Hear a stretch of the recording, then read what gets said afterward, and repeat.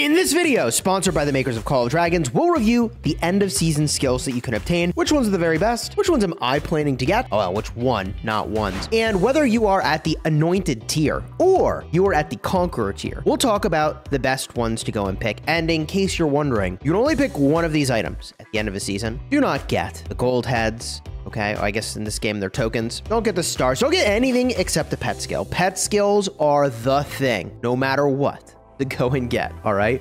They are very, very, very powerful. Now, there are some that are better than others, and I would say your number one pickup is going to be Split Pain Bloom. I've talked about this in a bunch of videos. I have a pet that has this, and I will show it to you, but it is extremely powerful.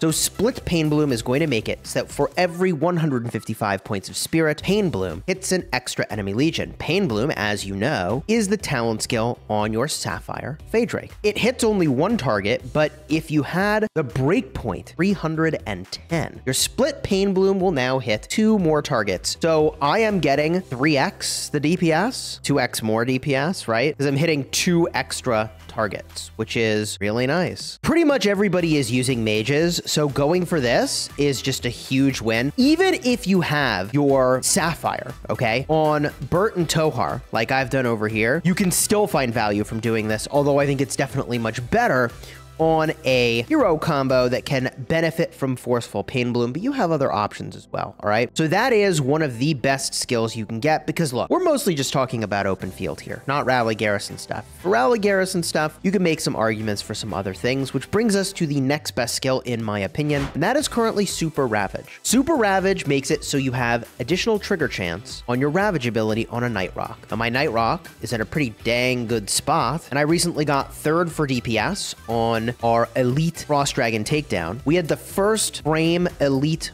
Frost Dragon Takedown, I think, in the world. Last time we did this, it was a couple seasons ago, and I had number 1 for DPS using a Night Rock, okay? So this skill, Super Ravage, for me, is adding 26.19% additional trigger chance on your Ravage ability. Ravage makes it so that when you critically strike an enemy, you have a chance to deal this additional damage factor. This pet is really best served on Sin Frey. People are using it on Magrat and Zeta because there's not really a better pet right now. I have a theory that maybe they will release a better pet in the future, but for the time being, that doesn't exist for pure DPS. So you put your Night Rock on there, and the Night Rock is a really good pet. So that is, in my opinion, your number 1 and your number 2 priorities for skills that you take from here. From here, though, things get kind of interesting, and you have a lot of choices. Of course, if you're doing the sort of garrison situation with your Shadow Phaedrake, then, like, you'd want to get this. Absolutely, okay?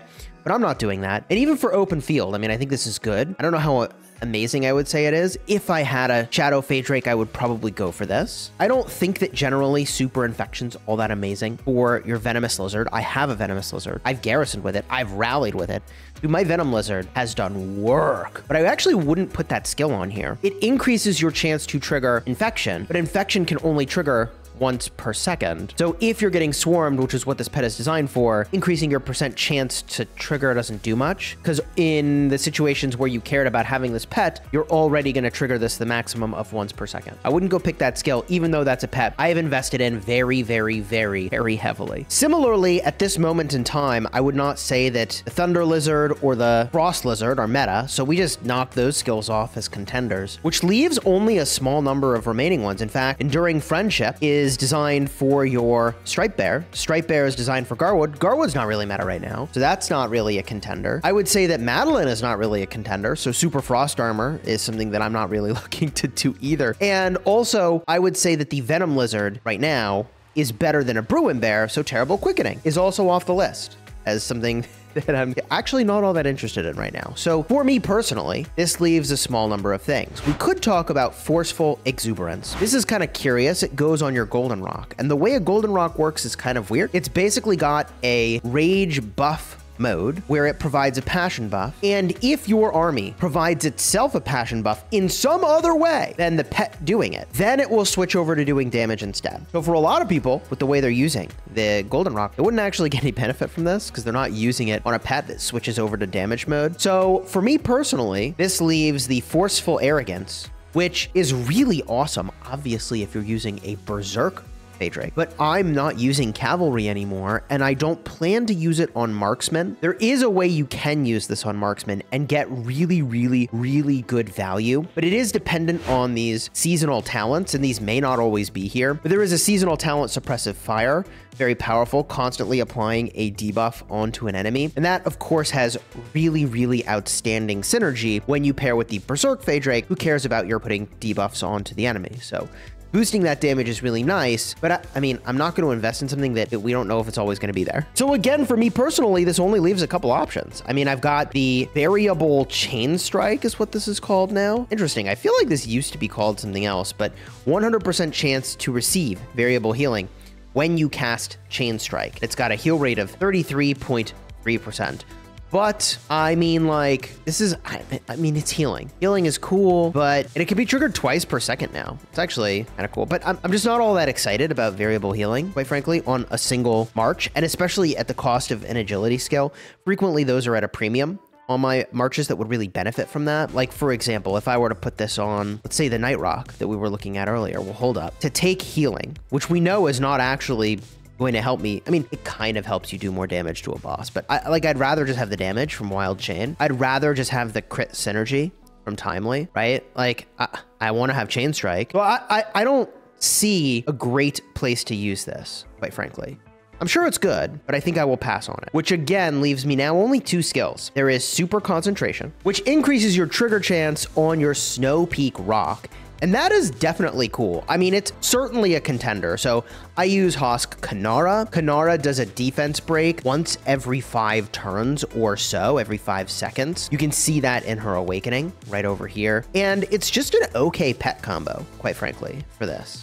I mean, I think it's okay, like I said, but not amazing, because there's only a 30% trigger chance here. So even if we were to go in and we got a 3-star, if you didn't know, you can go in and do this. You can see exactly what a skill would do here. But if we went in, we said, hey, I'm going to get this super concentration, or I guess it was forceful concentration. You know, like 34% more damage is awesome, but it's still not going to be a huge amount of damage factor. I'm blocking this here. It's 200 damage factor, but only has a 30% chance to trigger. So like, I just think that overall the Snow Peak Rock, unless you get another way of doing defense break, you need to use Kanara as the primary for like the talents that do that. You got to have more defense break opportunities. Then and only then can you break this thing. I don't think it's broken right now. So this leaves me with actually only one thing to look at, which is right now, I think a Sand Lizard is really good on Magrat and Zeta. And I actually have done 0 work on this. I know it doesn't look like it, but since deciding to put this on Magrat and Zeta, I've done no work on it. I originally did this on my Sinfray because there was no other pet that was better suited for it. And it's, you know, fine. Without looking at all the skills that are on here, we can just take a look at this Stone Aura. Every 6 seconds, I'm getting a heal factor of 115, and it is hitting 4 legions total, which is pretty legit, actually. Like, that's actually a lot of healing. But if I get the end of season skill right over here that I think I'm going to go get, I can reduce the time between heals. So Hasty Stone Aura is the thing I think I'm going to go get. Reduces the cooldown of your Stone Aura. Every 135 agility reduces the cooldown by 1 second. So I can look at this right over here, 298 agility, AO. So if I put that on here, I would have to replace something like Wild Chain Strike, which would suck, but I could also replace Variable Chain Strike. I suppose I have that over here. What I would gain is a heal that now triggers every 4 seconds. So healing 115 times 4 marches every 4 seconds feels like a pretty meaningful thing for your ball. And like, here's the thing. If we continue to have this seasonal talent, Long Range Warfare, then this is going to be really amazing. I almost feel like Long Range Warfare needs to be a permanent thing put into the game for marksmen to like balance them. And I don't know, it feels mandatory to open field for me. And I think it's not even close. I made a dedicated video about that. I'll have a card up in the top. So if we're going the route of Long Range Warfare, I think my pick this season is actually going to be the Hasty Stone Aura. That's the route I'm going to go. Now, if you are in the Conqueror tier or lower, then my recommendation to you would be one of a couple skills. The first is Outburst of Rage. This is insanely powerful, more powerful than I think it gets credit for. Generating rage is really cool, especially on pets that use their skills more frequently.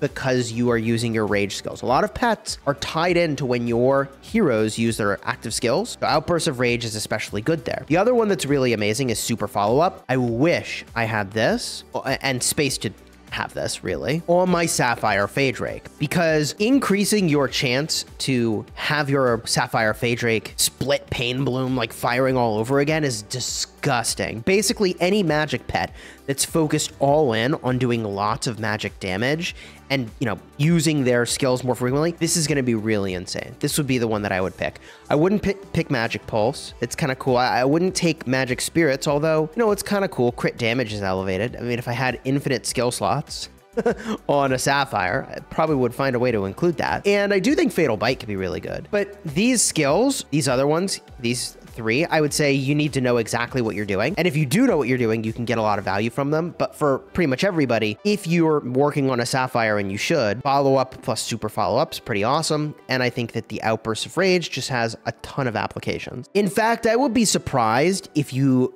don't get more from having Outbursts of Rage here than you would from this right over here, Variable Chain Strike. I think you know, they're both an agility skill, but I think you just get so much more from Outbursts of Rage. The only situation where you're not going to get that is with a lot of the newer heroes that actually don't have any rage at all. So like Magrat and Zeta, they don't have any rage. So it's just a weird one. So all in all, those are my recommendations here. And my pets, like I was showing, are in a pretty good spot. You saw my Sapphire. We're big chilling over here. I'm not going to do anything with that.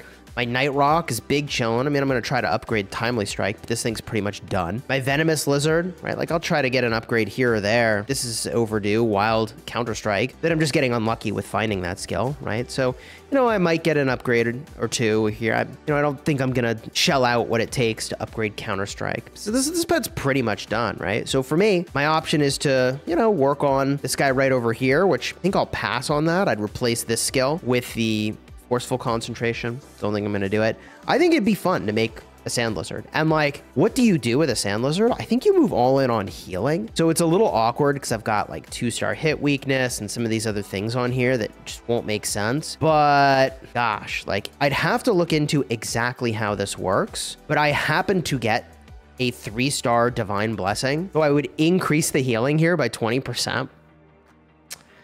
That seems pretty good. 20% boost.